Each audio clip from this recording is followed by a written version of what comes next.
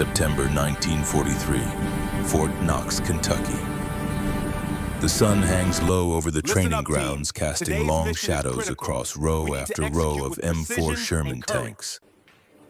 70 tons of American steel lined up like tin soldiers. Beautiful machines, reliable machines. But every man here knows the truth.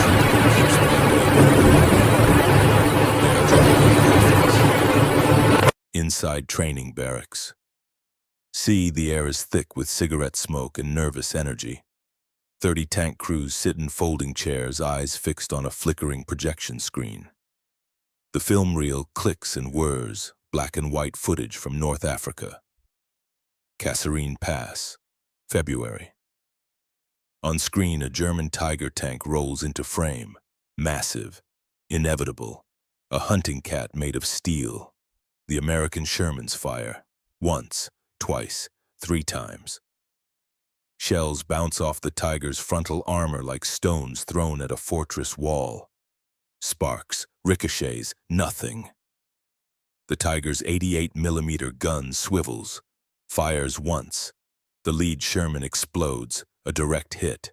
The turret lifts off the hull like a bottle cap. Men don't bail out. There is no time. Someone in the back row vomits.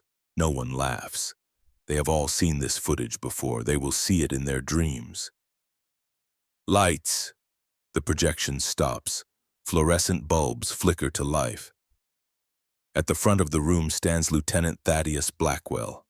25 years old, MIT graduate, class of 41, mechanical engineering with honors. His hands are clean, his uniform is pressed. He has never seen combat. Gentlemen. Thaddeus begins unrolling a technical schematic across the podium. The Tiger's frontal armor measures 100mm at optimal angles.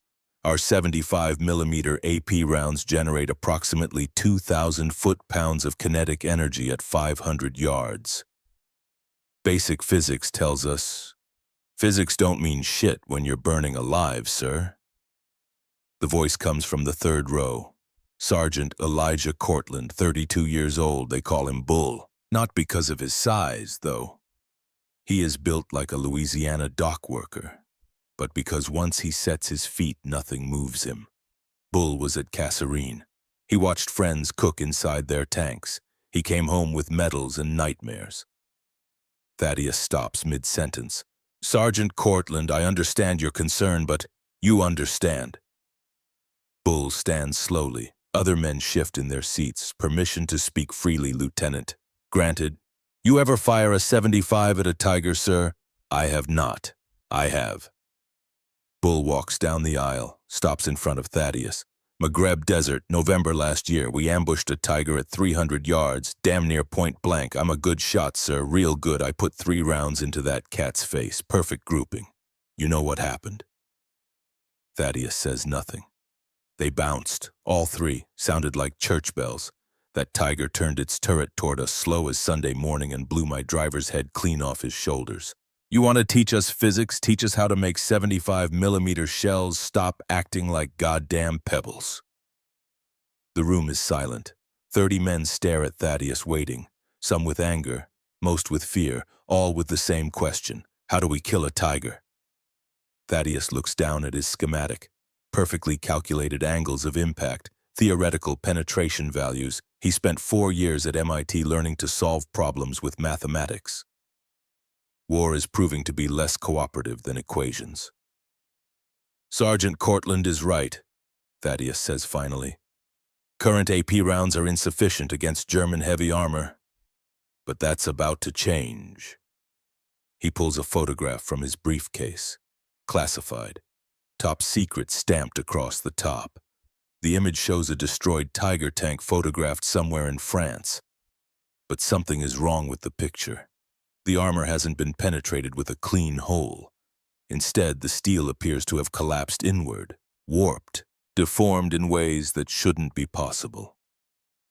This Tiger was knocked out 3 weeks ago near Caen. British forces. The impact crater you see measures 8 inches deep. But here's what intelligence can't explain. There's no burn pattern, no evidence of explosive penetration. The armor appears to have Surrendered. Men lean forward in their chairs. Even Bull squints at the photograph. Surrendered how? Someone asks. Like soft clay under pressure, Thaddeus says.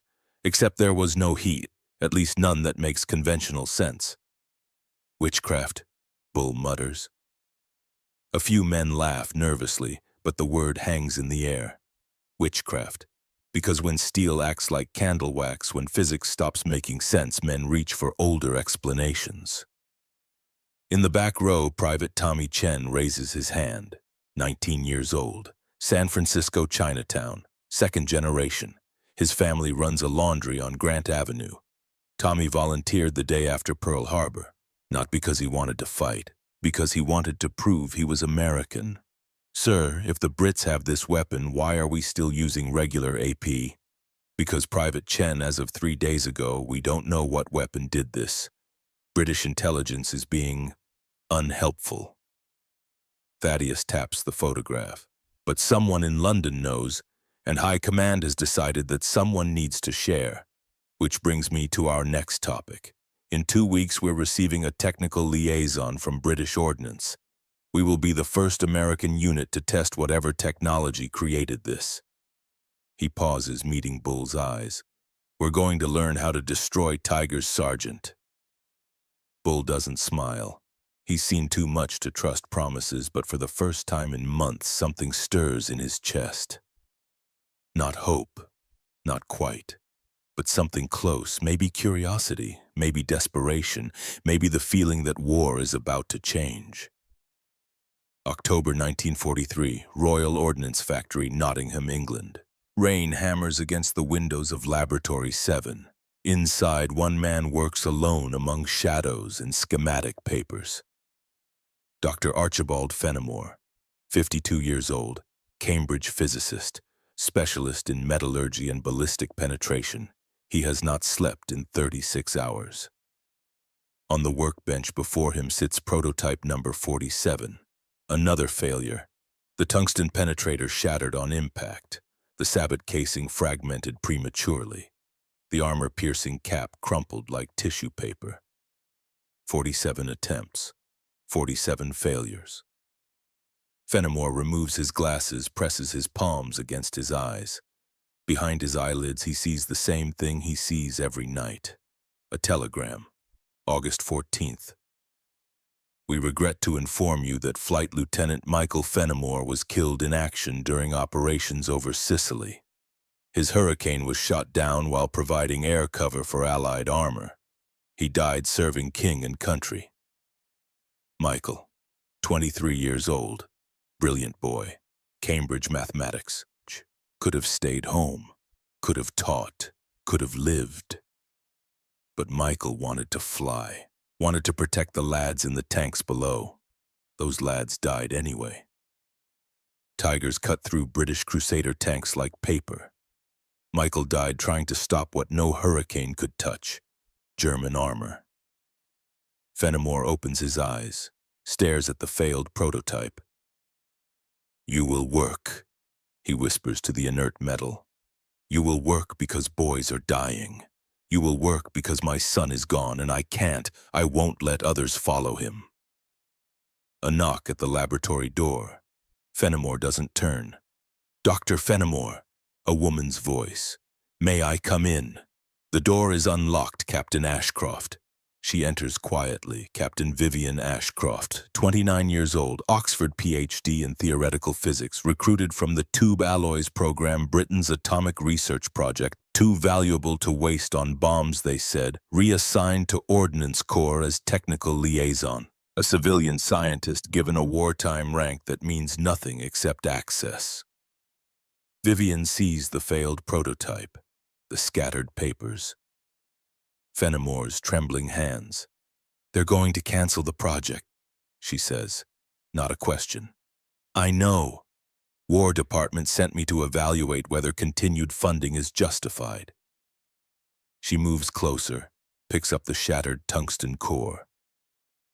47 attempts in 8 months, no viable results, resources are limited, they need to allocate. My son died 8 months ago. Vivian stops. sets down the prototype carefully. Flight Lieutenant Michael Fenimore, August 14th. I read your file, Doctor. I'm sorry. Sorry? Fenimore laughs bitterly. Everyone is sorry. The telegram was sorry. The ministry was sorry. The king himself was sorry. But Michael is still dead, and tigers are still killing boys who could be Michael's friends, his squadron mates, his voice breaks. He turns away, gripping the edge of the workbench. Vivian waits. She has learned that some silences cannot be filled with words. I don't need condolences, Captain, Fenimore says finally. I need time. Time is the one resource we lack. Then I need pressure. Pressure. Fenimore turns and Vivian sees something in his eyes that wasn't there before. Not grief. Something harder, sharper. Obsession. Every failure has taught me something, Fenimore says, spreading his hands across the scattered prototypes. The problem isn't the penetrator material.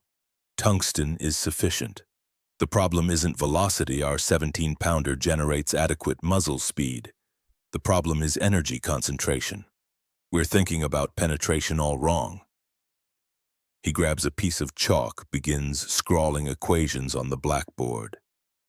Traditional armor-piercing rounds rely on kinetic force to punch through steel.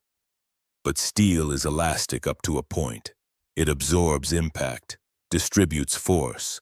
We're fighting the material's natural properties. So you're proposing we stop fighting, we overwhelm. Tungsten penetrator, aerodynamic cap to prevent tumbling, ballistic cap to maximize velocity retention. But here's the key. He circles one equation. We concentrate 3,000 foot-pounds of kinetic energy into a contact point measuring less than 1 square inch. The steel doesn't fracture, it doesn't crack. The pressure forces it beyond its elastic limit. It behaves plastically, it flows. Vivian stares at the equations. Her mind races through the implications. The armor would appear to melt. Not melt, deform. But to an observer, the distinction is meaningless. That's theoretically possible. But the engineering tolerances, I've run the calculations 23 times. It will work. You've run calculations for 47 designs, Doctor. This one is different. Why? Fenimore meets her eyes. Because I have nothing left to lose. They stand in silence. Outside, rain continues falling. In this laboratory, two people who barely know each other share a moment of understanding. Both have sacrificed too much. Both are too deep to turn back. Vivian makes her decision.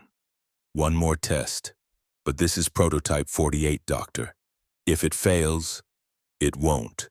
If it fails, I report to London that the project should be terminated. Understood. Understood. She extends her hand. He shakes it. Her grip is firm. His is trembling but determined. When can you have it ready? Vivian asks. Fenimore looks at his workbench, at 8 months of failures, at the memory of a telegram. 72 hours. Then we test in 3 days, December 30th, 0700 hours, range 4. She turns to leave, then pauses at the door. Dr. Fenimore, your son, Michael, he was trying to protect tank crews, you said. Yes. Then finish what he started. The door closes. Fenimore is alone again with his prototypes and his grief. But now he has something else. 3 more days. One final chance. He rolls up his sleeves, picks up his tools, begins again. Prototype 48 will not fail. It cannot. Michael is gone, but other sons still live. December 30th, 1843. Testing range 4, Nottingham. Dawn breaks cold and gray. Frost covers the ground. At 400 yards downrange, a steel plate waits.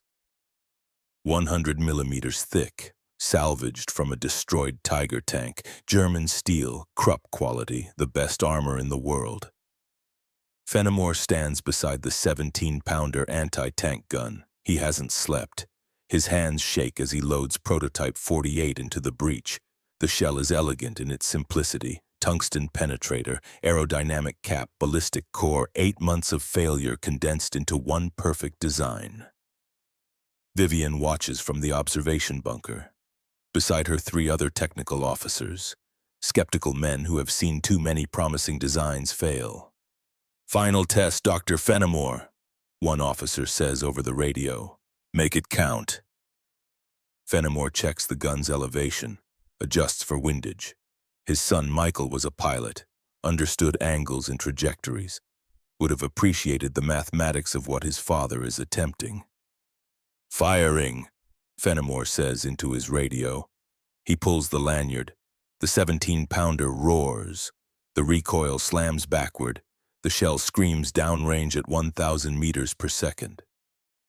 3,000 foot-pounds of kinetic energy compressed into a tungsten needle traveling faster than sound. 400 yards, 300, 200. Impact. The sound is different, not the sharp crack of a ricochet, not the dull thud of failed penetration. Something between a thunderclap and a deep resonating tone, like a bronze bell struck by a hammer. Fenimore stares downrange through his binoculars, sees nothing at first. Smoke and dust obscure the target. Then the wind shifts. The steel plate is still standing. But something is wrong with it, terribly wrong. Where the shell struck, the armor has collapsed inward, an 8-inch crater. But the metal isn't fractured. It hasn't cracked. Instead, it appears to have been pushed into itself. Deformed. The edges of the impact crater are smooth, rippled, like wax that melted and froze in place. In the observation bunker, one officer removes his glasses, cleans them, puts them back on. What in God's name? Vivian is already running toward the target. Fenimore follows, stumbling through frost-covered grass. They reach the steel plate together. Vivian touches the crater, runs her fingers along the deformed edges. The metal is cold, no heat signature, no burn pattern. But it has behaved as if softened by invisible fire. "This shouldn't be possible," she whispers, "but it is. Steel doesn't flow like this from kinetic impact alone. The thermodynamics, adiabatic shear." Fenimore's voice is hoarse. The pressure creates instantaneous heating at the molecular level, a microfraction of a second. The steel becomes plastic, semi-fluid, then instantly resolidifies as pressure releases. To an observer, it appears to melt, but technically, we just made armor penetration obsolete. They stare at each other. 8 months, 47 failures, and now prototype 48 has created something impossible, a shell that makes steel behave like butter. The other officers crowd around. One runs his hand over the crater, pulls back as if burned, though the metal is cold. "This is what hit that tiger in France." "No," Vivian says quietly. "This is what will hit every tiger from now on." Fenimore sinks to his knees in the frozen grass. Vivian thinks he might be crying, but when he looks up, his face is dry, hard, determined.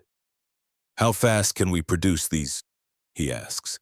"Initial run 10,000 rounds by April." "Not enough. We need 50,000, 100,000. Doctor, production capacity. Find capacity. Boys are dying while we debate logistics." He stands, brushing frost from his knees. "My son died protecting tank crews with a hurricane's machine guns. We just created something that will save thousands of sons. I don't care about production schedules. I care about making enough shells to destroy every tiger in Europe." Vivian nods slowly. "I'll call London. Call Eisenhower. Call Churchill. Call God if you have to. But make them understand this changes everything." She walks back toward the observation bunker, already planning her report. Behind her, Fenimore remains at the steel plate, touching the impossible crater, proof that 8 months of grief and obsession have finally produced something worth the cost. In his mind, he speaks to the son who will never hear him. "Michael, I couldn't save you, but I'll save others." Every shell we fire, every tiger we destroy, every boy who comes home. That's my promise, that's my prayer. The steel is cold beneath his fingers, but somewhere in its deformed surface he sees hope. May 1944, Fort Knox, Kentucky. The British liaison arrives on a Thursday. No fanfare, no ceremony, just a lone jeep pulling up to Training Barracks C, carrying one woman and enough classified documents to start 3 wars. Captain Vivian Ashcroft steps out wearing a British uniform that fits perfectly, and an expression that suggests she has already calculated everyone's intelligence quotient and found them wanting. She is not here to make friends. She is here to save lives by teaching Americans how to use a weapon they do not yet understand. Inside the barracks, Thaddeus waits with his crew. Bull stands at parade rest. Tommy fidgets nervously. Other tank crews fill the benches. Vivian enters without knocking, sets her briefcase on the podium, studies the assembled men with clinical detachment. Gentlemen, I am Captain Ashcroft, British Army Ordnance Corps Technical Liaison. Before we begin, I need to establish something. What I'm about to show you is classified at the highest levels. You will not discuss it outside this room. You will not write home about it. If captured, you will not acknowledge its existence. Clear? Murmurs of assent. I didn't hear you. Yes, ma'am. 30 voices respond. Vivian opens her briefcase, removes a single shell, holds it up like a priest displaying the Eucharist. This is APCBC Mark IV, armor-piercing capped ballistic capped. To you it will be known as improved AP. The tungsten penetrator weighs 2.3 kilograms. Muzzle velocity from a 17-pounder is approximately 900 meters per second. From an American 76 millimeter, somewhat less but still adequate. She sets the shell on the podium. This ammunition has been tested against Tiger armor at ranges from 200 to 600 yards. Results are unprecedented. Thaddeus raises his hand. Ma'am, we've seen the photographs from France, the deformation effect. Can you explain the mechanism? Vivian's eyes narrow slightly. You have an engineering background, Lieutenant. MIT, Mechanical Engineering, Class of 41. Then you understand kinetic energy transfer. Yes, ma'am. Triple it. Concentrate it. Force steel past its elastic limit in less than a microsecond. The armor doesn't have time to fracture. It flows, plastically deforms, appears to melt. Bull raises his hand. Vivian nods. Ma'am, with respect, that sounds like horse shit. Several men gasp. Vivian doesn't blink. Your name, Sergeant? Cortland, ma'am. They call me Bull. Kasserine Pass, 76th Tank Battalion, 3 confirmed Tiger engagements, 2 Bronze Stars. You watched your driver die when a 75 millimeter round bounced off a Tiger's glacis at 280 yards. Bull's expression hardens. How did you... I read files, Sergeant Cortland, every man in this room. I know your combat history, your fears, your failures. She pauses. I also know you don't believe me, which is why we're going outside. She picks up the shell, walks toward the door. Follow me, gentlemen. Time to see what horseshit looks like. The testing range behind Fort Knox is a graveyard of steel. Destroyed tanks used for target practice. Most are American Shermans, too damaged to repair. But at the far end, something different waits. A captured Tiger. Not a wreck. A fully intact Tiger I transported from Tunisia after being abandoned by its crew. 100 tons of German engineering. The tank that haunts every Allied tanker's nightmares. Vivian leads the men to a 17-pounder anti-tank gun positioned 400 yards from the Tiger. The gun crew has already loaded, waiting for her signal. Sergeant Cortland, Vivian says, you're the best shot here, you aim. Bull looks at the Tiger, at the gun, at Vivian. Ma'am, I've fired at Tigers before, not with this ammunition. What if it doesn't work? Then I've wasted everyone's time. But it will work, because Dr. Fenimore doesn't fail twice. Her voice softens almost imperceptibly. His son died protecting tank crews. He spent 8 months making sure other sons come home. So aim carefully, Sergeant. Make it count. Bull takes his position behind the gun, adjusts elevation, checks windage. His hands are steady, muscle memory from 24 engagements. He has fired at tigers before, watched shells bounce like pebbles, watched friends burn. Target acquired. Bull says, fire when ready. Bull breathes out slowly, pulls the lanyard. The 17-pounder roars like the voice of God. 400 yards downrange, the APCBC Mark IV shell strikes the tiger's frontal glacis. 100 millimeters of Krupp steel, sloped at optimal angles. Armor that has stopped every Allied round fired at it. The impact sounds like a bell tolling. Deep, resonant, wrong. Men crane forward, squinting through the dust. Someone raises binoculars. Jesus Christ! Where the shell struck the tiger's armor has collapsed inward, a crater 8 inches deep. But the metal isn't shattered. It's deformed, warped. The edges of the impact site ripple like water frozen mid-splash. Bull lowers the binoculars slowly. His hands are shaking. That's not possible. Walk down there, Vivian says.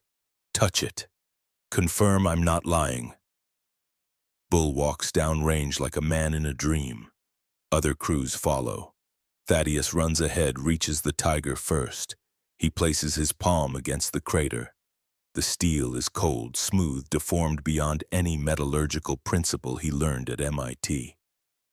This shouldn't work, Thaddeus whispers. The thermodynamics don't tell me what should work, Lieutenant. Vivian has followed him down. Tell me what you see. Steel behaving like soft metal. Like butter. Precisely. Bull touches the crater, runs his fingers along the rippled edges. Other men crowd around, silent and reverent. They are touching something that feels like magic. Like witchcraft. Like a weapon that breaks the laws of nature. How many of these do we have? Bull asks. First production run reaches 50,000 rounds by June, more coming. Enough to arm every 17-pounder and 76mm gun in Europe. Bull looks at Vivienne. You Brits have had this for how long?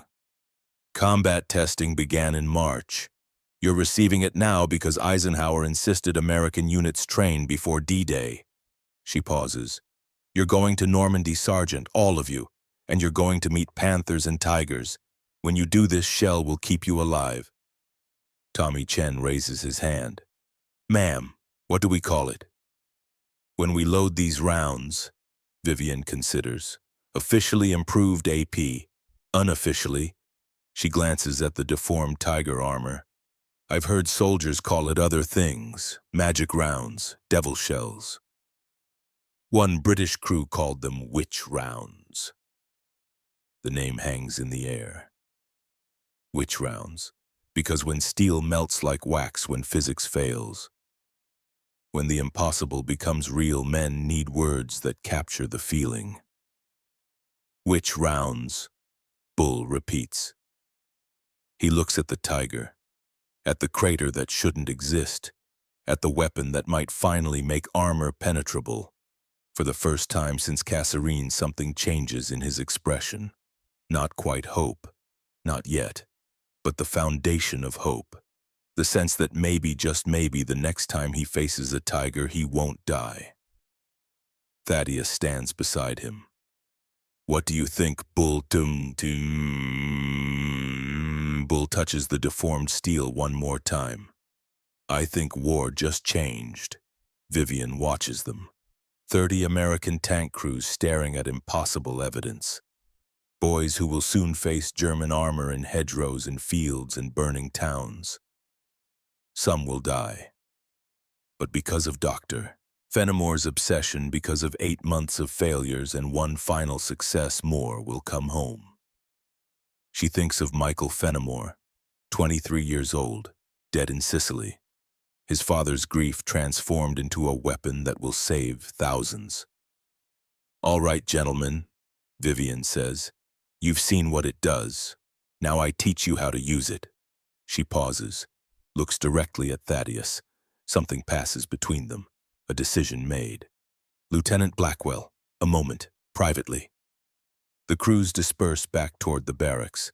Thaddeus approaches Vivian. She glances around, ensuring they're alone.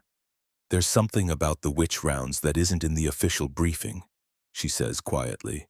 Ma'am, the closer you get, the more devastating they become. At point-blank range under 200 yards, the pressure wave doesn't have time to dissipate. The effect isn't just doubled, it's exponential. She pauses. I've seen test results at 50 yards that shouldn't be possible. The steel didn't just deform, it liquefied for a microsecond, pure plasma. Thaddeus stares at her. Then why isn't this standard doctrine? Because command thinks it's suicide. Close range means the enemy can kill you first.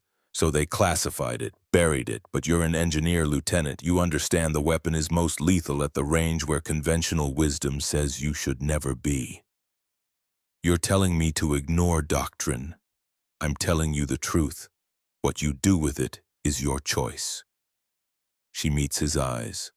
But if you ever face impossible odds, if you ever have one Sherman against a king tiger at 200 yards, remember what I told you.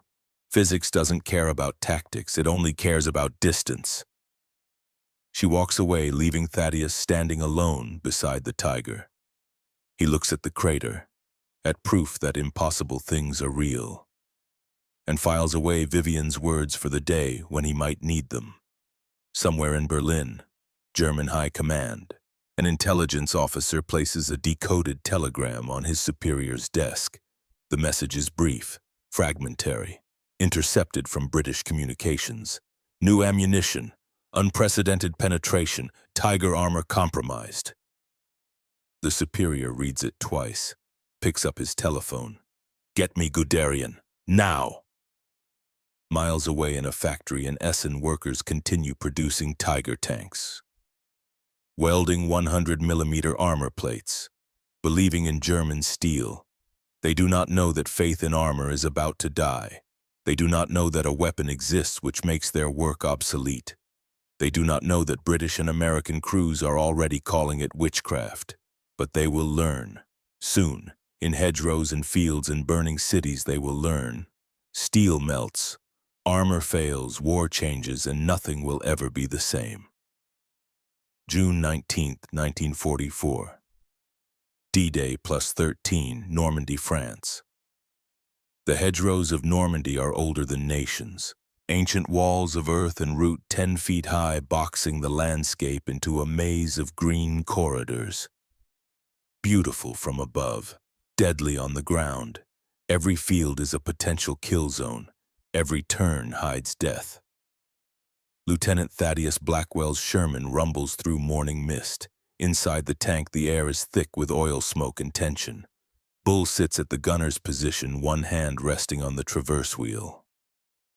Tommy Chen crouches by the ammunition rack, fingers drumming against a 76mm shell.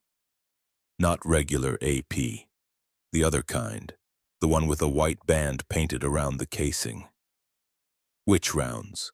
They received their first combat allocation 2 days ago. 12 rounds per tank, special issue, priority ammunition.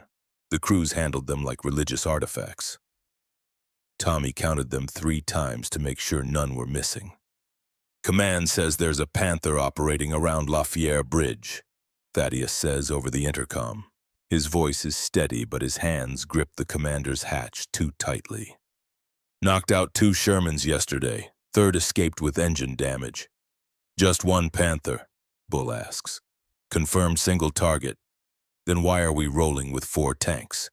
Because High Command doesn't trust the new ammunition yet. They want overwhelming force as backup. Bull grunts. They don't trust it, but they're sending us to test it anyway. That's the job, Sergeant. Behind them, 3 more Shermans follow in staggered formation. Radio chatter crackles, nervous jokes, equipment checks, the usual pre-combat routine that keeps men from thinking too hard about what's coming. Tommy's voice cuts through the intercom. Sir, permission to speak. Go ahead, Chen. The witch rounds. You really think they work? I mean, we saw the test at Knox, but that was a stationary target. 400 yards, perfect conditions. You saw the crater, Tommy. Steel doesn't lie. Steel don't lie, but armor does, Bull mutters. I've seen 20 things that should have worked in testing fail when bullets start flying. Thaddeus doesn't answer immediately. He's thinking the same thing. Fort Knox felt like science. Clean calculations, controlled variables, but Normandy is chaos.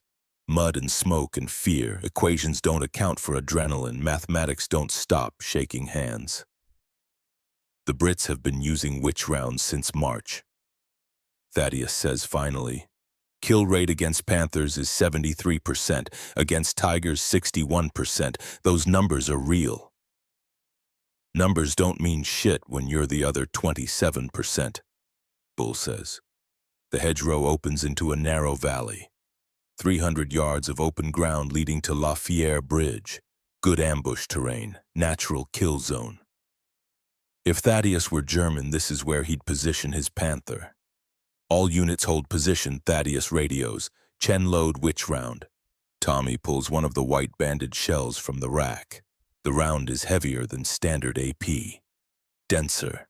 The tungsten penetrator gives it weight that feels wrong in his hands. He slides it into the breech. The mechanism closes with a solid click. Witch round loaded, Tommy confirms. Bull scan the tree line. Northern edge. Anything that looks like the Panther fires first. The muzzle flash erupts from behind a collapsed barn 200 yards away. The German 75mm round screams across the valley. Hits the lead Sherman in Thaddeus's platoon. The tank erupts in flames, no time to bail out. 5 men gone in an instant. Contact northern tree line. Thaddeus screams into the radio, all units engage. The other Shermans scatter seeking cover in the hedgerows. But there is no cover. The Panther has positioned perfectly, frontal armor toward the Americans, sloped glacis catching the morning light, 55 tons of German steel doing what it was designed to do. Hunt. Bull traverses the turret searching for the Panther through his sight. Finds it. The German tank is reversing into better cover using the barn ruins as concealment. Smart crew, professional, Eastern Front veterans probably, men who know their business, and range 200 yards, Bull reports. Frontal aspect, he's moving. Can you hit him? I can hit him. Question is whether this magic bullet does what Captain Ashcroft promised. Another Sherman explodes behind them. The Panther's second shot. 2 kills in 30 seconds. The German gunner is exceptionally good. Thaddeus makes his decision. Bullfire when ready. Tommy reload another witch round the second we shoot. Sir, that's frontal armor, Bull says. 70mm sloped at 55 degrees. By the book we should be flanking. By the book gets us killed. Thaddeus snaps. We have the ammunition that destroys tigers. So let's see if it destroys panthers. Fire. Bull exhales, steadies his hands, aims for the Panther's lower glacis where the hull meets the ground, junction point, weakest section of the frontal armor, though still impenetrable by conventional shells. He squeezes the trigger. The 76mm gun roars. The Sherman rocks backward from recoil. The witch round screams downrange at 900 meters per second. 200 yards, 100, 50, impact. The sound is different than any shell impact Bull has ever heard. Not the sharp crack of a ricochet, not the dull thud of failed penetration. Something deeper, resonant, like a bronze bell struck by a sledgehammer. Through his sight, Bull sees the impossible. The Panther's glacis buckles violently. Steel that should resist anything caves inward like pressed clay, an 8-inch wound in metal that has no right to exist. The crater's edges don't fracture, they flow, forming ripples as if the armor was caught mid-transformation from solid to liquid and frozen there. The Panther lurches to a halt. Smoke pours from the impact site. The turret traverses wildly, then stops. Inside, the crew is screaming. Bull knows because he's heard men scream in burning tanks before. Jesus Christ, Tommy whispers. It worked. It actually worked. Reload, Thaddeus orders. He's still combat capable. Tommy slams another witch round into the breach. But even as he does, the Panther's hatches fly open. German crew members bail out, 4 men in black uniforms stumbling away from their tank like it's cursed. One of them keeps looking back at the crater in his armor, touching his face, shouting words that carry across the valley even without translation. Das ist unmöglich. Kein Geschoss kann das tun. Impossible. No shell can do that. But it did. The remaining Shermans advance cautiously. Infantry moves up to secure the German crew. Thaddeus climbs out of his tank, walks toward the disabled Panther.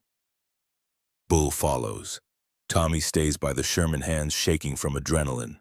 The Panther sits motionless. Engine dead, smoke trickling from the crater in its armor. Thaddeus approaches slowly, places his palm against the deformed steel. It's cold, no heat signature, no burn pattern, but the metal has behaved as if softened by invisible fire. The crater is smooth, rippled, the edges flow inward like melted wax. 70 millimeters of sloped armor, Thaddeus whispers. Should have stopped anything we fire, should have ricocheted, should have killed us. Bull finishes. He's staring at the crater like a man who's seen God. Or the devil. He can't decide which. One of the captured German crew members is being led past them. The tank commander. Hauptmann rank insignia. 30-something. Professional soldier. His face is pale. Hands trembling. He stops when he sees the American officers examining his Panther. How does your shell do this? The German asks in accented English. Thaddeus looks at him. New ammunition. Improved penetration. Improved. The Hauptmann laughs bitterly.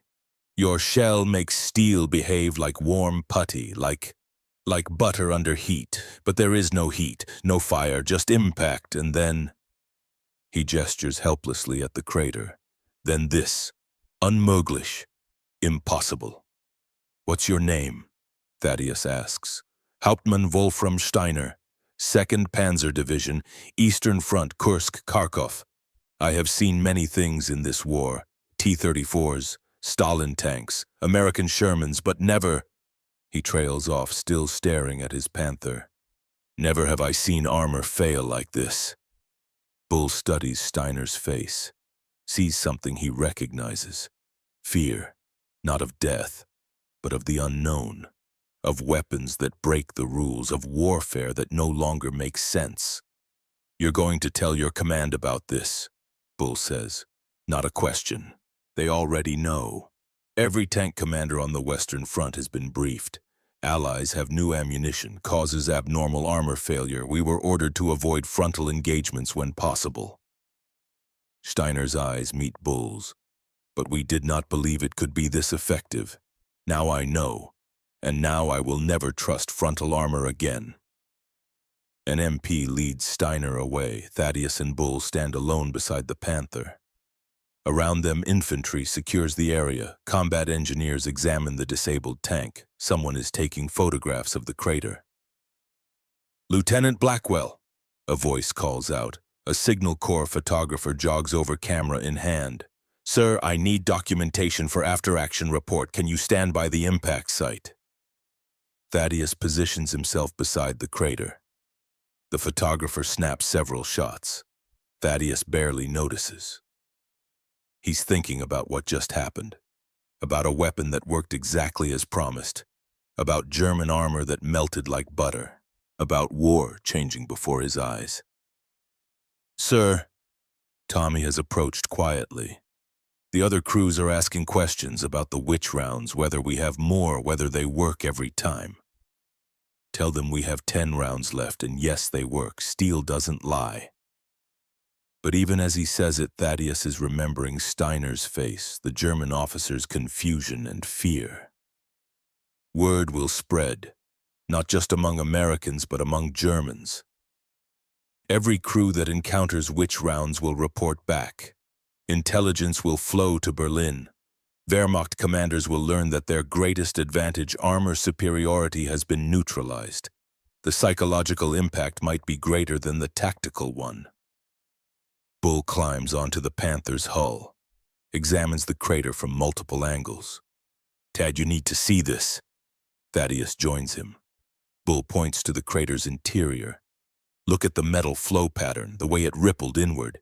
This isn't just penetration, the entire molecular structure got disrupted." Captain Ashcroft wasn't exaggerating. This is something new.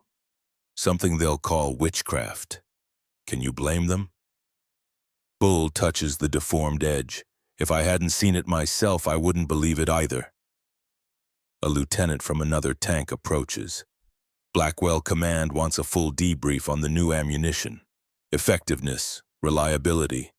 They're asking if we recommend wider deployment. Thaddeus looks at the crater, at the disabled Panther, at the captured crew being loaded onto trucks, at Tommy standing guard by their Sherman white-banded shells visible in the ammunition rack. "Tell command yes, deploy it everywhere, every gun that can fire it, because this doesn't just kill Panthers, it kills the idea that Panthers are unkillable. And that's worth more than armor penetration." The lieutenant nods and leaves. Bull climbs down from the Panther. "We just made history, Tad." "No, Dr. Fenimore made history, we're just the ones proving it works." They walk back to their Sherman. Inside, the smell of spent propellant still hangs in the air. Tommy has already arranged the remaining witch rounds in perfect order. 10 shells, 10 chances to destroy German steel. As they prepare to move out, Thaddeus picks up one of the white-banded rounds, studies it in the morning light. Such a simple-looking object, metal and mathematics. But inside this shell lies 8 months of grief and obsession. A father's desperate need to save sons he'll never meet. Michael Fenimore died in Sicily, but his death created this. A weapon that will save thousands. Thaddeus sets the shell back in its rack. "Mount up. We've got a war to fight." The Sherman's engine rumbles to life. They roll forward, leaving the disabled Panther behind. But the story of what happened here will spread faster than any tank can travel. By evening, every unit in the sector will know. By tomorrow, divisions across Normandy will hear. Within a week, the legend will reach England, then America. The shell that destroys Panthers, witchcraft on the battlefield. And somewhere in Nottingham, Dr. Archibald Fenimore will receive a telegram. Not the kind that announces death, the other kind, the one that says his weapon worked, that boys came home because of what he created, that grief transformed into something that saves lives. July 28, 1944, Falaise Pocket, France. The German army is collapsing. Operation Cobra has torn through Wehrmacht defenses. Now thousands of German soldiers and hundreds of tanks are trapped in a shrinking pocket around Falaise. Surrounded, desperate, fighting for escape. The killing has become industrial. American and British forces hammer the pocket from all sides. Artillery, airstrikes, and tanks. Always tanks. Bull's Sherman is part of the cordon positioned on a ridge overlooking the Falaise-Argentan road, escape route for German armor trying to break through. In the past 6 weeks since Normandy, Bull's crew has fired 43 witch rounds. 38 confirmed hits on Panthers, Tigers, and assault guns. They have become believers. Tommy keeps a tally scratched into the turret interior. 38 kills. Each mark represents a moment when German armor melted, when steel failed, when the impossible became routine. Movement 2 o'clock. Bull reports. Multiple targets, Panthers, I think. 3, no, 4 confirmed. Thaddeus scans with binoculars, 4 Panthers attempting to push through the cordon, desperate dash for freedom. Their crews know they're trapped. This is their last chance. "All units prepare to engage," Thaddeus radios. "Witch rounds only, we make every shot count." The first Panther accelerates down the road, 800 yards, 700, 600, entering effective range. Bull target lead Panther, fire when ready. Bull doesn't hesitate anymore. 6 weeks of combat have burned away doubt. He knows what witch rounds do. Has seen it 38 times. 39. The witch round catches the lead Panther at 500 yards. Direct hit on the turret ring. Armor that bent when it should have shattered. The Panther veers off the road, crashes into a ditch. Crew bails out immediately. No one stays in a tank after armor melts. Second Panther, fourth Panther, both hit within 90 seconds, both disabled with that signature deformation effect, the telltale ripple pattern of steel forced beyond its limits, crews evacuating in panic. The third Panther reverses frantically, trying to escape. But another Sherman catches it, another witch round, another kill, 4 Panthers neutralized without a single Allied loss. Tommy reloads mechanically. He stopped counting after 30, stopped being impressed. The magic has become mundane. Witchcraft has become standard operating procedure. "That's 4 more for the tally," Tommy says over intercom. "We're at 42 now." Bull doesn't respond. He's watching the bailed-out German crews stumbling away from their disabled Panthers. Young men, scared men, men who no longer trust the armor that was supposed to protect them. "You all right, Bull?" Thaddeus asks. "Yeah, just thinking. About how this must feel for them. Imagine being German. You've been told your whole war that Panthers are superior. Tiger armor is impenetrable. Then some American fires a shell and your steel melts like candle wax. How do you keep fighting when you can't trust your greatest advantage?" Thaddeus considers this. "We broke more than their tanks. We broke their faith." "Exactly. And that's scarier than any weapon." Down in the valley, combat engineers are already examining the disabled Panthers, measuring craters, taking photographs, writing reports that will flow back to intelligence analysts and weapons designers. The data accumulates. The legend grows. A jeep arrives carrying mail. Tommy distributes letters to the crew. Bull receives one from his sister in Louisiana. Thaddeus gets nothing as usual. He writes letters home but doesn't expect responses. His family never approved of him volunteering, but there's something else in the mailbag. A technical bulletin, classified, addressed to all units using improved AP ammunition. Bull opens it, skims the first page. "Well, I'll be damned," he mutters. "What?" Thaddeus asks. "Intelligence intercepted German communications. High command order from Guderian himself." Bull reads aloud. "All Panzer units vermeiden Sie frontale Duelle mit feindlichen Panzern, insbesondere Sherman- und Churchill-Fahrzeugen. Die Alliierten verfügen über neue Munition, die herkömmliche Rüstungsstandards außer Kraft setzt." Tommy frowns. "My German is rusty. Avoid frontal duels with enemy tanks, especially Sherman and Churchill vehicles. The Allies possess new ammunition that negates conventional armor standards." Bull looks up from the bulletin. "The Wehrmacht is officially scared of us, of Shermans. That's never happened before." Thaddeus takes the bulletin, reads it himself. The implications are staggering. For 3 years, German armor doctrine has relied on frontal protection.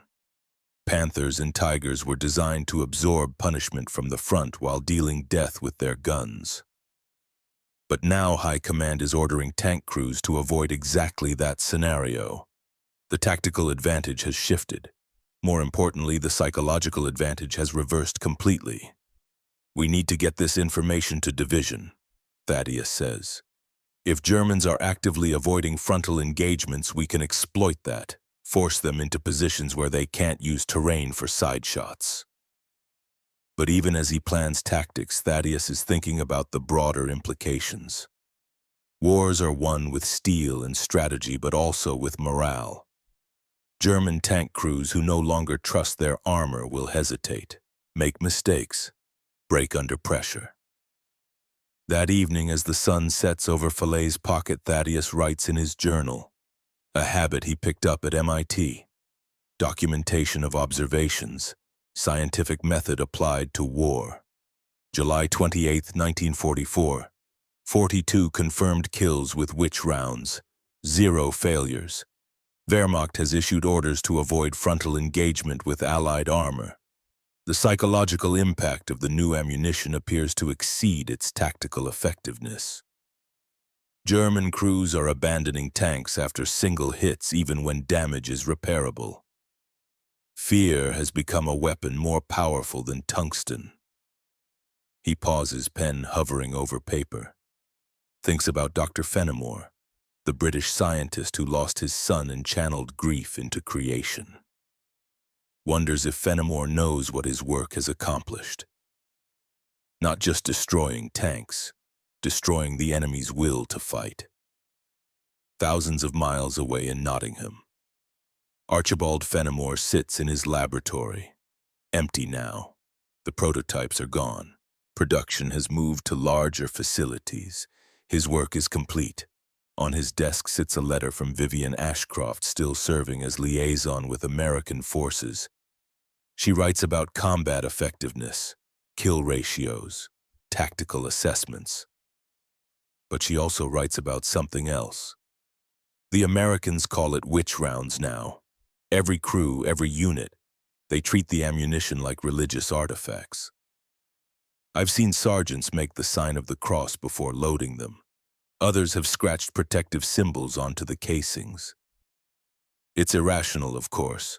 The shells work through physics, not magic.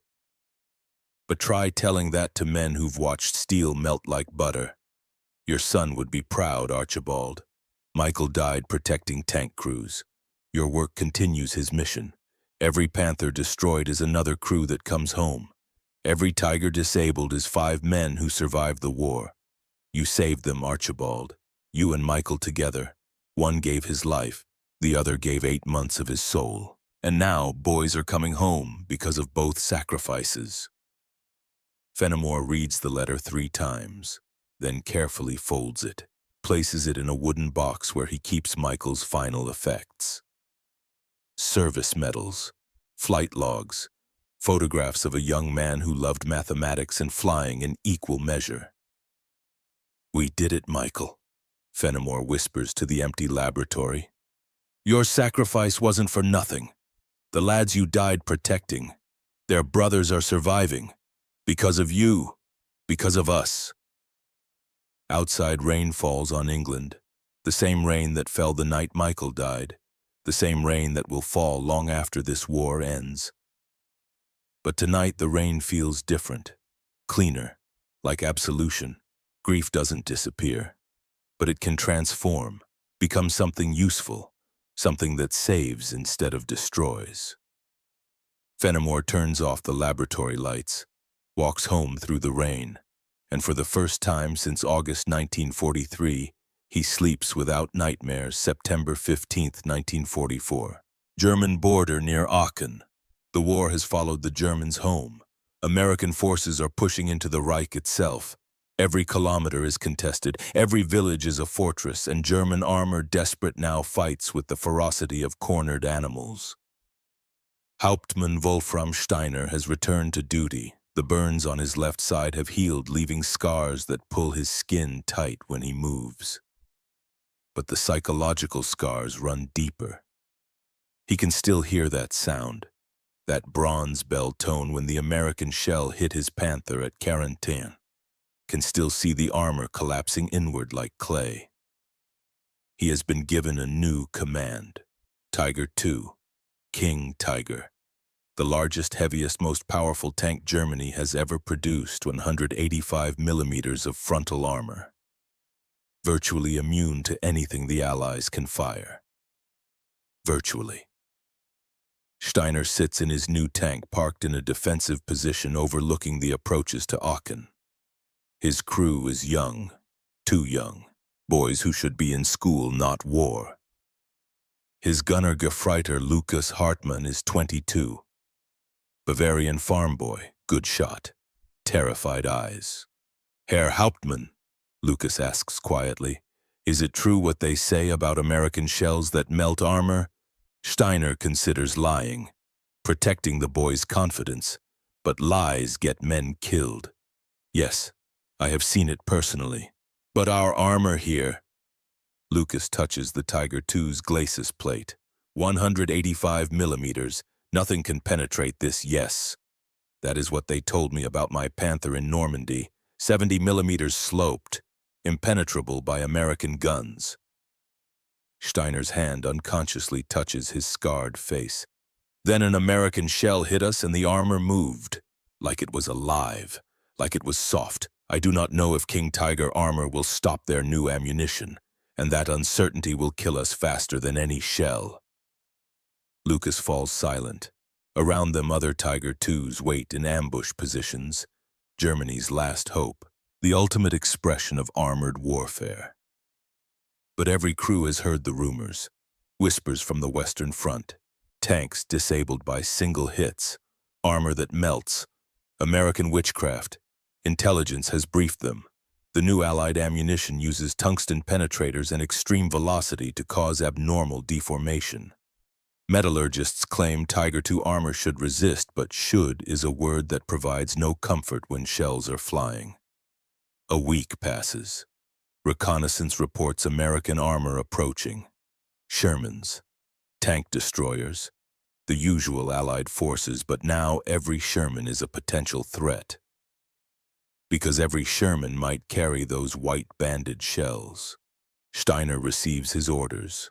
Hold the position. Delay American advance. Buy time for reinforcements. He watches through his commander's optics as American forces probe his sector. 4 Shermans. Infantry support. Standard tactics. But Steiner's hands are shaking. He forces them still. Lucas, do you have target? Ja, Herr Hauptmann. Lead Sherman 800 meters. 800 meters. Excellent range for the Tiger II's gun. The Americans are barely within effective range to return fire. This should be an easy engagement. Fire, destroy, withdraw, standard procedure. But Steiner hesitates. He knows what High Command ordered. Avoid frontal engagement when possible. But avoiding engagement means allowing Americans to advance, and his orders are to delay them. Tactical necessity versus strategic caution. The eternal dilemma. Herr Hauptmann, Lucas asks, permission to fire. Steiner makes his decision. Fire! The Tiger II's 88mm gun roars. 800 meters downrange, the American Sherman explodes. Direct hit.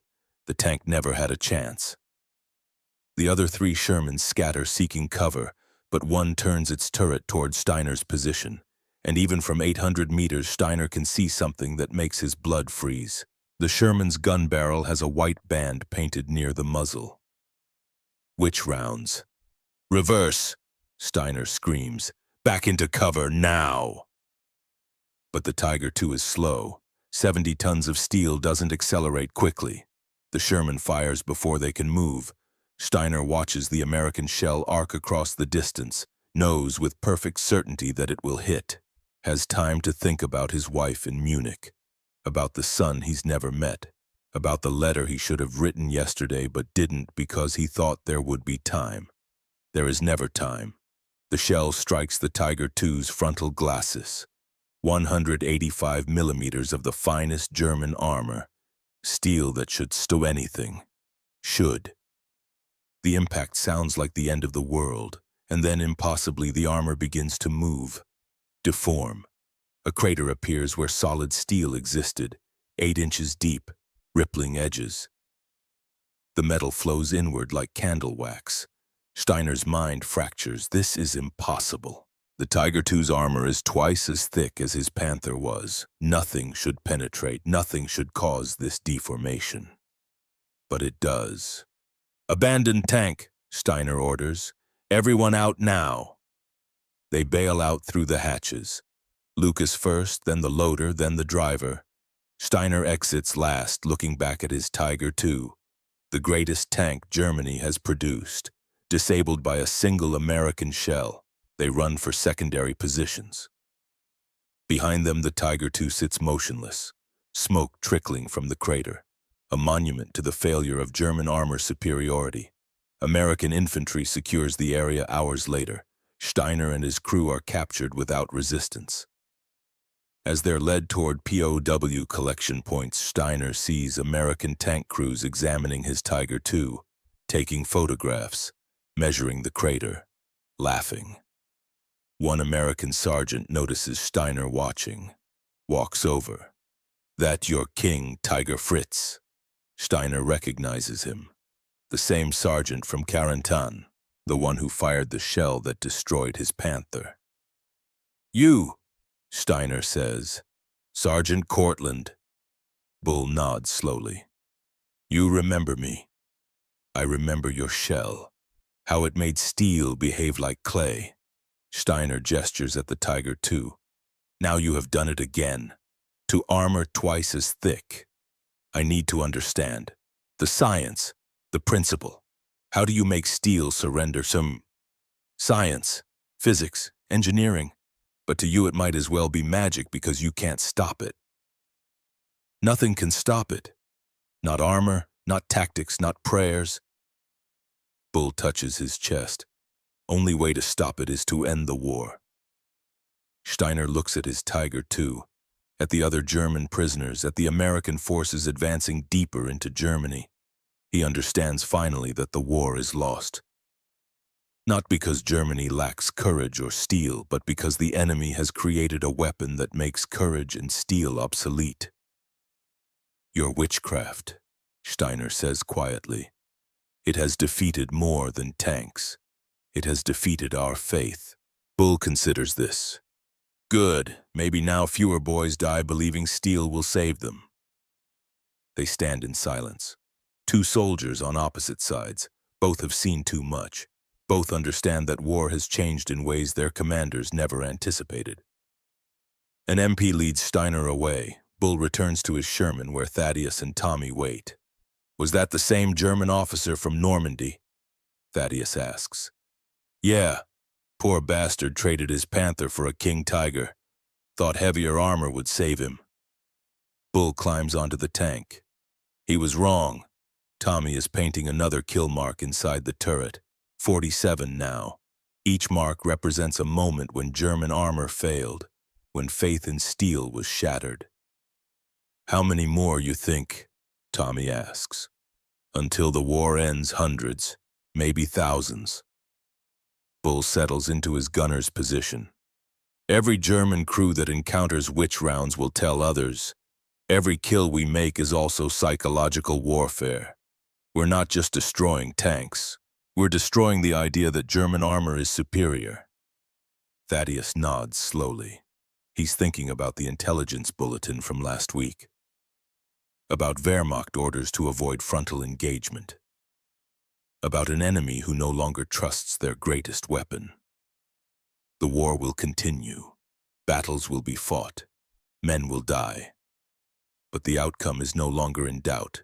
Because when one side creates a weapon that the other side calls witchcraft, the balance has tipped beyond recovery. Bull loads another witch round. Tommy counts their remaining ammunition. Thaddeus plans their next engagement, and somewhere in Germany, in factories and repair depots, workers continue building Panthers and Tigers and King Tigers. Welding armor plate, installing guns, creating machines that are obsolete before they leave the assembly line. Because steel melts, armor fails, and witchcraft has come to the battlefield. March 6, 1945, Cologne, Germany.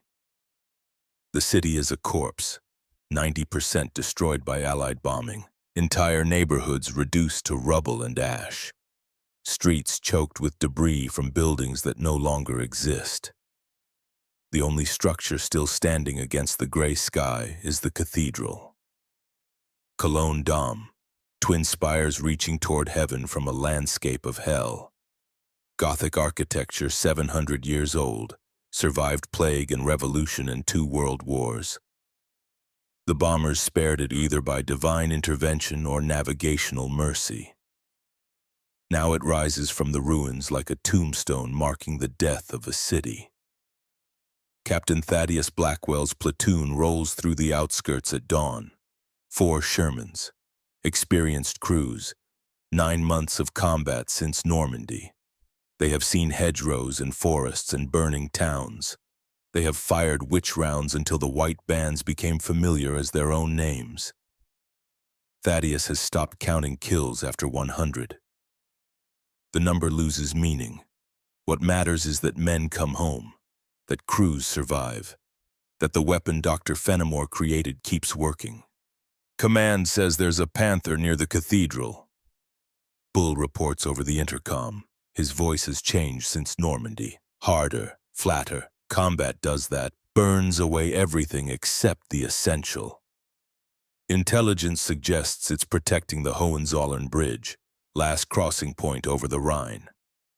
Just one panther, Tommy asks. He's 20 now, looks 40, war ages you in ways that have nothing to do with years. Confirmed single target, but in this terrain one panther with good positioning can hold an entire sector. Thaddeus studies the ruined cityscape through his commander's optics. Perfect ambush country. Every pile of rubble is potential cover. Every collapsed building is a firing position. The panther could be anywhere. All units advance in staggered formation. Thaddeus radios, stay alert. The moment anyone spots that panther, we converge and overwhelm. Witch rounds only. We make this quick and clean. The 4 Shermans spread out, moving cautiously through streets that no longer have names.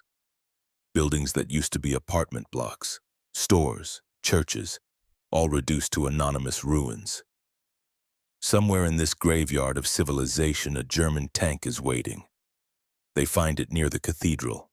The panther sits in the shadow of the Dom's northern tower, using the ancient stones as backdrop. Good position, commanding view of the approach routes. The German crew has chosen well. Contact panther 400 yards using cathedral as cover. Thaddeus's wingman reports. The platoon responds immediately. All 4 Shermans angle for firing positions. This is practiced choreography. 9 months of combat has made them efficient. Professional. Bull acquires target. I have tone. Frontal aspect. Waiting for clearance. All units fire at will. Disable that panther. 2 Shermans fire simultaneously. Both rounds are witch rounds, both hit. The familiar deformation steel behaving like soft metal. 8-inch craters appear. The tank shudders. Smoke pours from the impact sites. The panther's hatch is open. Crew bails out. Standard procedure now. German crews have learned not to stay in tanks after armor melts. They run for cover among the cathedral ruins, hands raised in surrender. Target neutralized. Bull confirms panther is... The world explodes. A massive shell screams across the plaza, hits the Sherman on Thaddeus's left flank. The tank erupts in flames. Direct hit, catastrophic kill. 5 men gone before they can scream. Contact second target. Where the hell is it? Thaddeus swivels his optics frantically, scans the cathedral ruins. The panther was bait, a decoy, drawing them into a kill zone. Then he sees it, emerging from behind the cathedral's southern wall. Not a panther. Something bigger, much bigger. Tiger II, King Tiger, the largest, deadliest tank Germany has produced. 70 tons of steel and fury, 185 millimeters of frontal armor. An 88 millimeter gun that can kill at 2,000 yards. And it's less than 200 yards away. Tiger II southern cathedral wall, all units engage. But there are no other units. The King Tiger fires again. Another Sherman explodes, direct hit. The German gunner is phenomenally good. 2 kills in 30 seconds. Only 2 Shermans remain, Thaddeus's tank and 1 other, against a King Tiger at point-blank range. Bull, can you get a shot? He's traversing toward us. 5 seconds until he's on target. Bull's voice is steady despite the situation. 9 months of combat has taught him to function through terror. Frontal aspect. We've never killed a King Tiger with witch rounds at this range. There's a first time for everything. Or a last time. Tommy is already loading a witch round. His hands shake. The white banded shell feels heavier than usual, or maybe that's just fear adding weight to everything. The King Tiger's turret swivels, the 88mm gun tracks toward them. At this range, the German gunner cannot miss. The Sherman's armor might as well be paper. "Bail out," Bull screams. "Tad, we can't fight this. We need to know." Thaddeus's mind races, then stops. A memory surfaces. Fort Knox, May 1944. After the demonstration, Vivian Ashcroft pulling him aside, her voice quiet, conspiratorial. "Lieutenant, there's something about the witch rounds that isn't in the official briefing." "Ma'am, the closer you get, the more devastating they become. At point-blank range under 200 yards, the pressure wave doesn't have time to dissipate. The effect isn't just doubled, it's exponential. I've seen test results at 50 yards that—" She'd paused. That shouldn't be possible. The steel didn't just deform. It liquefied for a microsecond, pure plasma. Then why isn't this standard doctrine? Because command thinks it's suicide. Close range means the enemy can kill you first, so they classified it, buried it. But you're an engineer, Lieutenant. You understand the weapon is most lethal at the range where conventional wisdom says you should never be. 9 months ago, Thaddeus thought she was mad. Now staring at a King Tiger's gun tracking toward him, he understands. She was right. "We charge," Thaddeus says. "Full speed, close to under 100 yards. "That's insane," Bull screams. "That's the twist nobody knows. Witch rounds don't just work at close range. They become something else entirely. At 50 yards, we're not penetrating armor, we're vaporizing it." Silence on the intercom, then Bull. "Captain Ashcroft told you this. 9 months ago, I thought it was theoretical. Now we're going to prove it." Tommy's voice cracks. "Sir, the King Tiger's gun is tracking us. 10 seconds until he fires. Then we move now. Driver full speed ahead. Bull aim for the lower glacis junction. Tommy reload another witch round the instant we fire. We get one chance at this." The Sherman lurches forward, 30 tons of American steel accelerating directly towards 70 tons of German armor. Every instinct screams to retreat, to find cover, to do anything except charge toward certain death. But instinct is wrong. Mathematics is right. Physics doesn't care about fear. The King Tiger fires. At 150 yards, the shell screams past the Sherman's turret, missing by inches, too close. The German gunner didn't expect the Sherman to advance. He aimed where the tank should be, not where it is. 100 yards. Thaddeus screams. "Bull fire." Bull doesn't think, doesn't hesitate, aims at the junction point where the King Tiger's lower glacis meets the upper hull, the weakest point in the frontal armor, still 185 millimeters of steel, still theoretically impenetrable. Theoretically, he fires. The witch round leaves the barrel at 900 meters per second. 100 yards is nothing. The shell crosses the distance in a fraction of a heartbeat. Impact. The sound is like every church bell in Cologne ringing simultaneously. Deep, resonant. The entire plaza seems to vibrate. Through his optics, Bull watches the impossible happen for the 100th time. But this time it's different, more dramatic, more violent. 185 millimeters of Krupp steel, the finest armor Germany ever produced, fails in a way that defies belief. The impact site doesn't crack, it surrenders. A 10-inch depression appears as if the metal was merely suggestion, not substance. The crater blooms outward in concentric rings, each ripple a testament to physics pushed beyond breaking point. The King Tiger lurches. The entire 70-ton mass shudders like a wounded animal. Smoke pours from the crater. Internal systems fail. The turret tries to traverse but jams halfway. "Reload," Thaddeus orders. "Hit him again." Tommy slams another witch round into the breach. Bull aims at the turret ring. 50 yards now. So close he can see rivets on the German armor. He fires. The second witch round hits where the turret meets the hull. Another impossible sight. A 6-inch section of steel that should be impenetrable simply folds inward like aluminum foil. The turret jams completely. Smoke becomes flames. The King Tiger's hatches fly open. German crew evacuates. 4 men in black uniforms stumbling down the tank's hull, coughing smoke.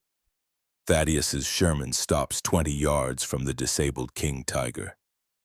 Close enough to count the kill marks painted on the German turret. 8 Allied tanks destroyed. A veteran crew. Professionals who survived years of Eastern and Western fronts. Defeated by 2 shells that made steel behave like butter. Bull climbs out of the turret, needs air, needs to see with his own eyes that this is real. That they survived. That the impossible plan worked. Tommy follows him. Then Thaddeus. The 3 men stand on their Sherman's deck staring at the King Tiger, at the 2 massive craters in its armor, at steel deformed beyond recognition. "We killed a King Tiger," Tommy whispers. "At point-blank range, we charged it and killed it." "Physics," Thaddeus says. His voice is shaking, adrenaline catching up with action. Captain Ashcroft was right. Close range amplifies the effect. The pressure wave doesn't have time to dissipate. All the kinetic energy concentrates into... "I don't care about the science," Bull interrupts. He's staring at the craters. "I just care that it worked." The German crew is being secured by American infantry. Thaddeus recognizes one of them, the tank commander. Scars on the left side of his face, burns, old wounds that healed poorly. Hauptmann Wolfram Steiner. They've met twice before. Carentan, where Thaddeus's witch round destroyed Steiner's Panther. Aachen, where another witch round disabled Steiner's first King Tiger. Now here, Cologne, 3rd meeting, 3rd defeat. Steiner walks toward them slowly, hands raised but not cuffed yet. He stops in front of the King Tiger, places his palm against the massive crater in the frontal armor, the steel that should have protected him, the armor that failed. "Unmöglich," Steiner whispers. He's not speaking to anyone in particular, just stating fact to the universe. 185 millimeters, the thickest armor in the world, and your shell. It moved the metal like it was soft, like it was like butter. Bull finishes. Steiner's eyes meet Bull's. Recognition flickers. "You, the sergeant from Normandy, the one who destroyed my Panther, and your first King Tiger at Aachen, and now this one." Bull doesn't say it cruelly, just factually. "You keep getting better tanks. We keep melting them." "Explain it to me," Steiner says quietly. "Not as enemies, as engineers. What force does this science, physics, engineering, pressure that exceeds what steel can withstand?" Bull pauses. "But I understand why you'd think otherwise." An MP approaches to take Steiner into custody, but Thaddeus stops him. "1 minute." The MP hesitates, then nods and steps back. Thaddeus climbs down from his Sherman, stands face to face with Steiner. 2 officers, 2 professionals, 2 men who have fought across Europe and somehow survived. "I know your face," Steiner says. "Normandy. You commanded the Sherman that destroyed my Panther. Lieutenant Blackwell, captain now. Hauptmann Steiner, though I suppose rank means nothing anymore." Steiner touches his scarred face. "And your shell did this in Normandy." Fragments from the melted armor. "They burned through my uniform. I spent 6 weeks in hospital. They told me I was lucky to survive. But you did survive, and you came back. Yes, with a King Tiger." I thought, I believed the thicker armor would save me. 185 millimeters. Nothing can penetrate that. Nothing should cause it to fail like this. He gestures helplessly at the craters. "But you did. Twice. And now I understand that no armor is enough. Not against your witchcraft." Thaddeus looks at the disabled King Tiger, at the 2 craters that shouldn't exist, at proof that Dr. Fenamore's weapon works exactly as designed. It's not witchcraft, Thaddeus says. It's physics. Tungsten penetrator, extreme velocity, kinetic energy concentrated into microscopic impact points. The pressure exceeds steel's elastic limit, forces it to behave plastically. What you see as melting is actually, I don't care about the science, Steiner interrupts, echoing Bull's earlier words. I only care that my armor failed, that my crew had to abandon a King Tiger, the finest tank Germany has produced, destroyed by a Sherman, a tank we were told was inferior. The tank is inferior, the ammunition is not. They stand in silence. Around them, combat engineers are already examining the King Tiger, measuring craters, taking photographs. A Signal Corps photographer is setting up for documentation shots. Captain Blackwell, the photographer calls. Sir, we need photos for the after-action report. Can you and your crew stand beside the King Tiger? Thaddeus positions himself near the larger crater. Bull and Tommy join him.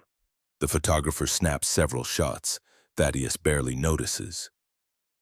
He's thinking about the fact that this image will appear in newspapers, in military journals, in history books. 3 American tankers standing beside a destroyed King Tiger. Proof that the ultimate German armor has been defeated. Proof that witch rounds work. Proof that war has changed forever. The MP finally takes Steiner away, but before he goes, the German officer turns back one last time. Captain Blackwell, your shell, the one that melts armor. How many do the Allies have? Enough. Enough to win the war. The war was already won. The shell just makes it faster. Steiner nods slowly. He understands. The war is lost. Not because Germany lacks courage, not because the soldiers stopped fighting, but because the enemy created a weapon that makes courage obsolete, that makes armor meaningless, that turns the greatest tanks in the world into steel coffins. After Steiner is led away, Bull climbs onto the King Tiger's hull, examines the craters up close, runs his fingers along the deformed edges. You know what's strange, Bull says. 9 months ago, I would have died before getting this close to a King Tiger. Now I'm standing on one, touching armor that was supposed to be impenetrable, and I'm not afraid anymore. Because you trust the witch rounds, Thaddeus says. Because I've seen what they do, 100 times, maybe more. Every panther, every tiger, every King Tiger, the armor always melts, the steel always fails, and we keep coming home. Bull looks at Thaddeus. Dr. Fenamore's weapon didn't just kill tanks. It killed our fear. Tommy has climbed up beside them. He's staring at the cathedral, at the twin spires rising above the ruined city. You think they'll remember this years from now? The fact that the war ended because we figured out how to make steel melt? They'll remember the cathedral, Thaddeus says. They'll remember Cologne, but the shell, the science, that'll be forgotten. People will just know that American tanks beat German tanks. They won't understand why. Does it matter? Bull asks. Whether people understand? Thaddeus considers this. Thinks about Dr. Fenimore, about a father who lost his son and spent 8 months creating a weapon to save other sons. About Captain Ashcroft, who believed in the impossible. About millions of people who will never know their names. No, Thaddeus says finally.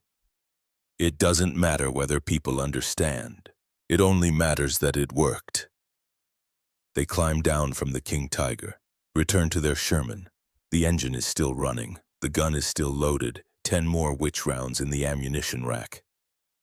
Ready for the next engagement, the next panther, the next impossible kill. But as they prepare to move out, a jeep arrives carrying officers from division. A colonel steps out, approaches Thaddeus. Captain Blackwell, I'm Colonel Harrison, 3rd Armored Division. I need a complete debrief on what happened here. Thaddeus salutes. Sir, we engaged a King Tiger at close range using improved armor-piercing ammunition. 2 hits, both penetrations, target neutralized. I can see that, Captain. What I need to know is how you survived long enough to fire. King Tigers don't miss at 200 yards. We advanced, sir. Close the distance to 100 yards before engaging. Colonel Harrison stares at him. You charged a King Tiger? Yes, sir. The improved ammunition is more effective at close range. Pressure concentration. Captain Ashcroft from British Ordnance explained it during training. Most crews don't believe it because close range seems suicidal, but the physics supports it. You charged a King Tiger based on physics theory? Yes, sir. The colonel is silent for a long moment. Then he laughs. Not mockery, something else. Disbelief and respect mixed together. Captain, you're either the bravest officer I've met or the craziest, I'm not sure which. Permission to speak freely, sir. Granted. Bravery and craziness look the same in combat. The only difference is whether you survive. Colonel Harrison nods slowly. Fair point. Well, you survived, and you killed a King Tiger with a Sherman. Division needs to know everything about this engagement. Tactics, ammunition performance, crew reactions. This is going to change how we train tank commanders. With respect, sir, it shouldn't. What we did worked once, against one crew. Trying to make it standard doctrine gets people killed. But the principle is sound. Which rounds are more effective at close range? Yes, sir, but charging a King Tiger requires crew trust in the ammunition. 9 months of combat experience. And luck. Without all three, it's suicide. The colonel considers this. I'll make note of that in my report, but I still need your full debrief after you've completed today's operations report to Division HQ. Yes, sir. The colonel returns to his jeep. Bull watches him leave, then turns to Thaddeus. You realize what we just did is going to become legend. I realize we got lucky. Luck is what the unlucky call it when skill works out. You calling me skilled, Bull? I'm calling us survivors, which is the only skill that matters. They mount up. The Sherman rolls forward, leaving the disabled King Tiger behind, leaving the cathedral standing in silent witness, leaving behind another chapter in the legend of the shell that melts steel. But Thaddeus doesn't feel legendary. He feels tired, exhausted, ready for the war to end so he can go home and sleep without dreaming of burning tanks. The war will continue for 2 more months, more battles, more kills, more white-banded shells fired into German armor. But Cologne is the climax, the moment when the weapon's effectiveness is proven beyond doubt, the moment when King Tigers stop being invincible, the moment when steel melts and legends are born. May 8, 1945. VE Day. War in Europe ends. Dr. Archibald Fenimore stands in front of Cambridge University. The students are celebrating, dancing in the streets, singing, crying, embracing strangers. The war that defined their lives is finally over. Fenimore receives a telegram that afternoon from Vivian Ashcroft, still in Germany with Allied forces. Archibald, the war is over. Your shell helped end it. Confirmed kills exceed 4,000 German tanks. Panthers, Tigers, King Tigers, all melted like butter. The crews who survived came home because of you. Because of Michael. His sacrifice saved thousands. Your grief saved thousands more. Thank you for everything. Vivian.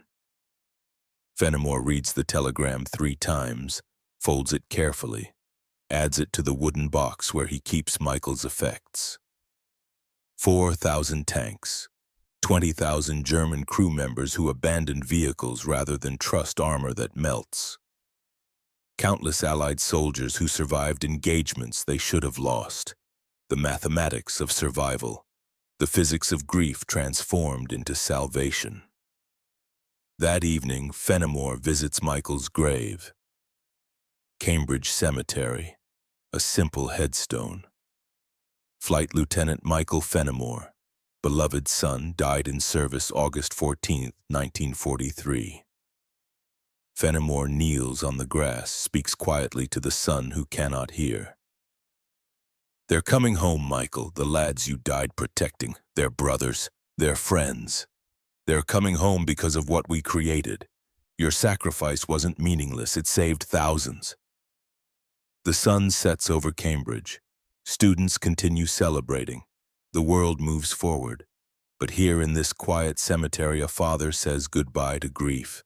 Not to memory, never to memory, but to the crushing weight of loss that has defined the past 21 months. He has carried that weight long enough, transformed it into something useful, something that saves instead of destroys. And now, finally, he can set it down. Rest easy, Michael, Fenimore whispers. Your war is over, mine too.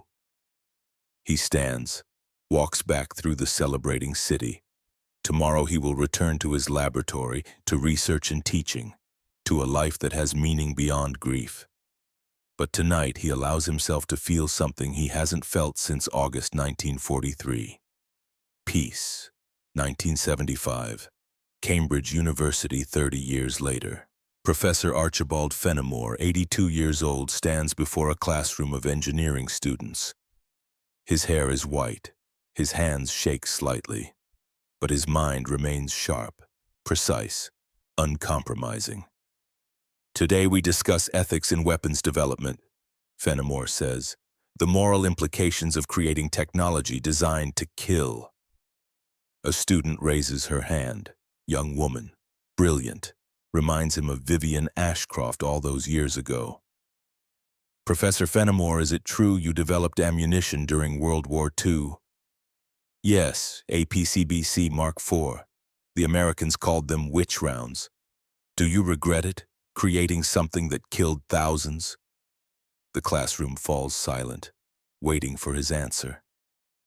Fenimore looks out the window, sees students walking across the quad, laughing, studying, living in a world where European wars feel like ancient history. A difficult question, Fenimore says finally. The ammunition I created was responsible for destroying over 4,000 German tanks. 20,000 crew members abandoned vehicles because they no longer trusted armor. Countless men died because of my work. So you do regret it. You didn't let me finish. Fenimore turns back to the class. Those 20,000 German soldiers who abandoned their tanks, they survived the war. They went home to families, had children, grandchildren. Some of them became teachers, doctors, engineers. They lived because they stopped fighting. But what about Allied soldiers? The ones you were trying to protect.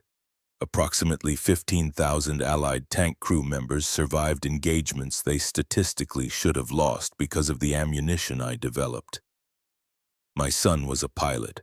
He died protecting tank crews in August 1943.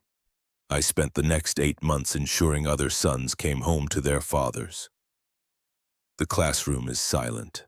Fenimore continues. I regret the war that required such a weapon. I regret every death on both sides. But I will never regret creating something that allowed boys to come home. If I had the choice again, knowing everything I know now, I would make the same decision. Because grief transformed into salvation is better than grief that destroys. The student who asked the question nods slowly. Thank you, Professor. After class, Fenimore walks across campus. His office is in the same building where he worked during the war, where he designed Prototype 48, where grief became obsession, became creation. On his desk is a photograph, taken in 1945. Captain Thaddeus Blackwell and his crew standing beside a disabled king tiger in Cologne. The cathedral rises in the background. The image is iconic now. Appears in history books, military journals, museums. Fenimore keeps it not because of the tank or the cathedral, but because those 3 men represent everyone who came home. Everyone who survived because steel learned to melt. He picks up the photograph, studies the faces. Young men who aged too quickly, who saw impossible things, who called his ammunition witchcraft because they had no other words. Thank you, Fenimore whispers to the photograph, for proving it worked, for coming home, for making Michael's sacrifice meaningful. He sets the photograph down carefully. Tomorrow he will teach again, continue the work that has defined his life. Pass knowledge to another generation. Help them understand that technology is neither good nor evil. Only the use determines morality.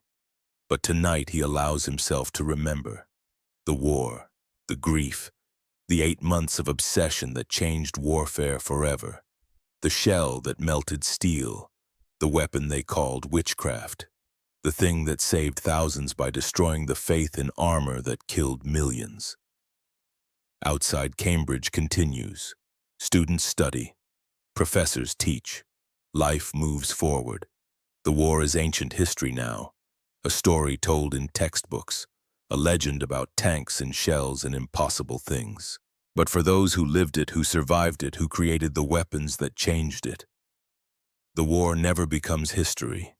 It remains present, real, a weight carried forever. Fenimore walks to his window, looks out at the peaceful campus, thinks about all the paths not taken, all the lives not lived, all the sons who came home because a father refused to accept his grief as final. Cambridge, 1975. Nighttime. Fenimore's study. The photograph of Cologne Thaddeus Bull Tommy beside the king tiger sits on his desk. Moonlight catches the frame. In the photo, 3 young men smile despite exhaustion. Behind them, the cathedral spires reach toward heaven. Between them, a crater in steel that shouldn't exist. Fenimore's hand rests on the frame, an old man's hand, trembling slightly, but steady enough. On the desk beside the photo, Michael's flight wings, a telegram from August 1943, and a letter from Vivian dated May 8, 1945. You saved them, Archibald, you and Michael together. The study is dark, silent, but in that darkness something lives, not grief, not anymore. Purpose fulfilled, legacy preserved, sons brought home, the mathematics of salvation.